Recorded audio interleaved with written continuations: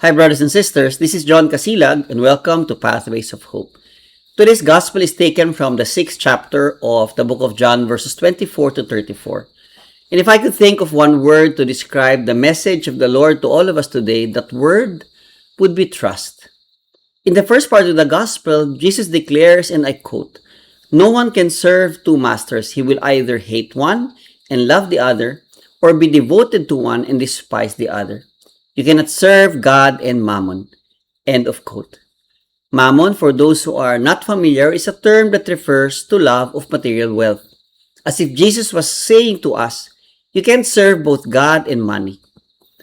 And then, he goes on to deliver a very encouraging discourse, basically telling us, don't worry.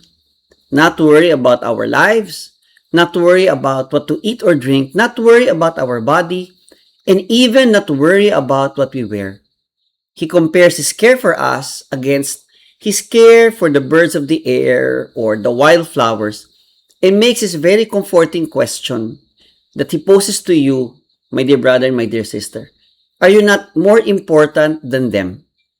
If God cares for these creatures, none of whom were made in God's image and likeness, as you and I are, what more towards us?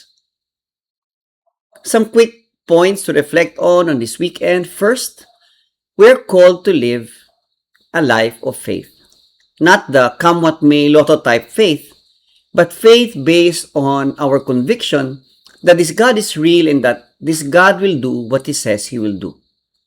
It's faith that's not simply about living a carefree life and simply that all provision will rain down from heaven towards us, but it is faith where we can fight anxiety, because deep anxiety precisely shows one's lack of faith. Faith, brothers and sisters, is belief that God cares. Faith is belief that God provides. Faith is belief that God loves, and faith is belief that tomorrow God will be there for us as he was today and as he was yesterday.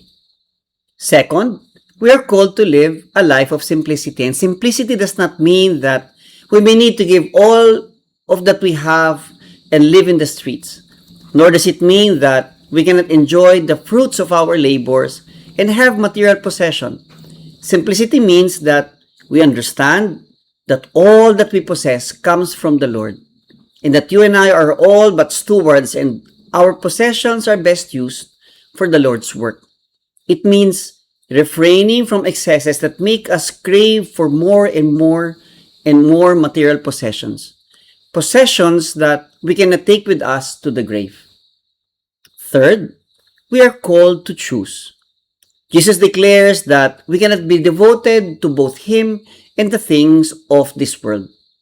We are being called to love him and to choose him over everything else that is not him, or anything that does not come from him. Service to God means that our deepest desire should be that every fiber of our being can be offered to be at his disposal, for him to use according to his perfect will, for him to use so that others may know him and love him. My dear brothers and sisters, God knows that we will struggle to grow and show faith. God knows the temptations of this world, and God knows that we will have lots of moments when choosing him will be very, very difficult.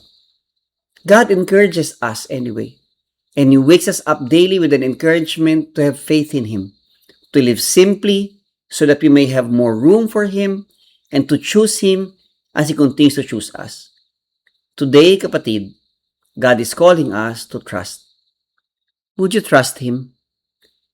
If you're blessed today, do like and share this page so that many more may hear about this great love of God. Have a blessed weekend.